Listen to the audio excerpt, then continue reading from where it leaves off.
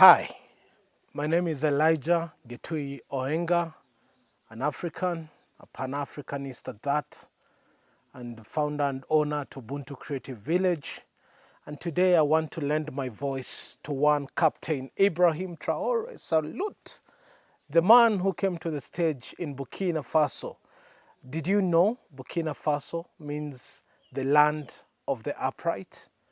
And that was changed by Thomas Sankara, Burkina Faso, the land of the upright. And you know, Thomas Sankara might be dead, but his legacy lives on. And the man on the stage right now is one Ibrahim Traoré. And have you ever wondered and noticed that every time an African leader does what is right for his people or for her people, you start hearing from the side agendas to weaken that leader.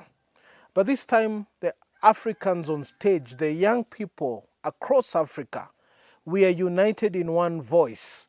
We know what's ripe and what's raw. We know what's leadership and know what's dealers. We know what's clean and what's dirty. And we will lend our voice to Ibrahim Traoré because a lot of the leaders in Africa are propped up by Western empires who have never been interested in a solid, stable Africa that is working to work for solving the problems of the local people.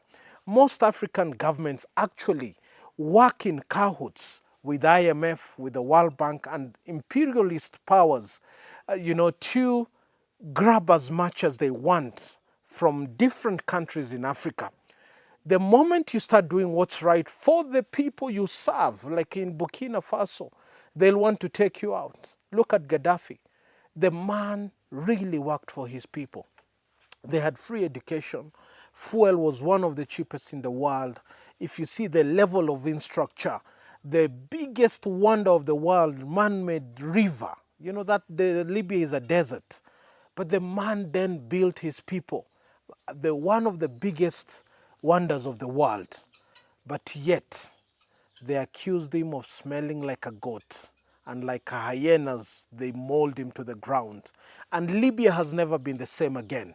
It's disintegrated, it's disenfranchised. The Libya we knew as a powerhouse is now a long gone story. Burkina Faso was not known. No one was even mentioning it. In fact, so many Africans didn't even know about Burkina Faso.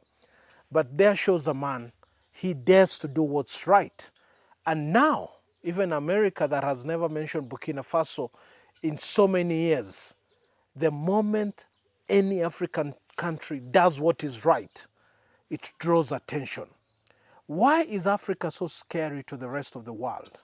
It's because we provide most of the raw materials that these Western empires run on. So the day we wake up and do what's right, we are a danger to economies, to colonial powers, to imperialist powers that are for such a long time degraded and taken from Africa. Take, take, take, take. There comes Ibrahim Traoré and he says, you won't take from us, we will do it ourselves. And suddenly, out of nowhere, out of the blues, insert any adjective you want, just because our guy, our man, our Captain Traoré is doing what is right, all suddenly Burkina Faso is a concern to the rest of the world.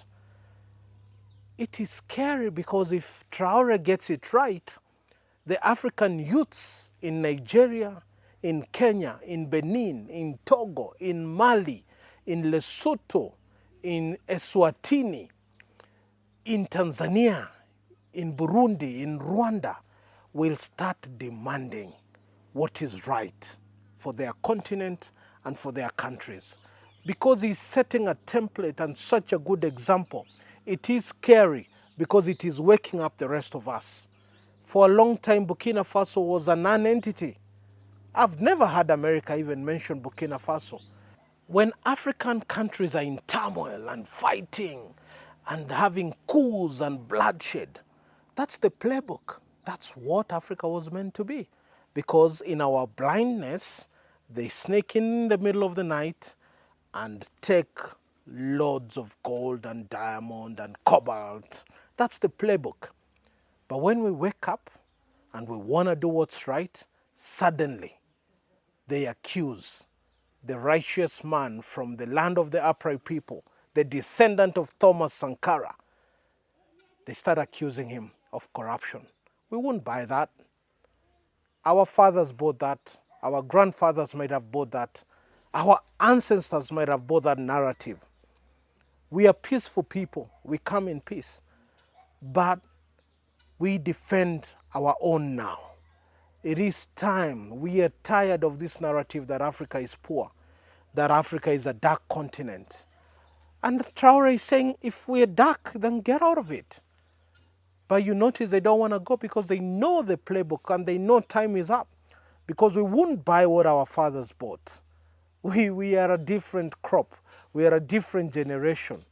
We want equity, we want freedom, we want liberty, we want our resources to serve Africans.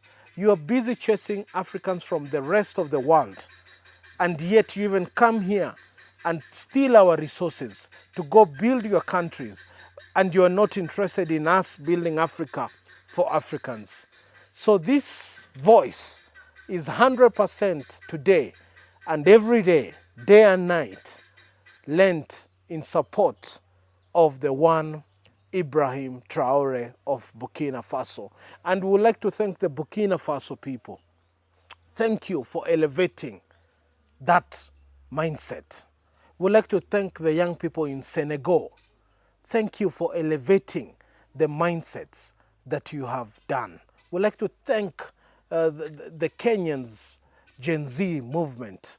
And across Africa, Africa is rising and Africa is demanding better. And we would like the leadership in Africa to go a little lower, like what Traoré is doing, and make farms raw. We want tractors. We want innovation hubs. We want indigenous seeds to grow our own food. We want stadiums for sports. We want amphitheaters for culture and art and music.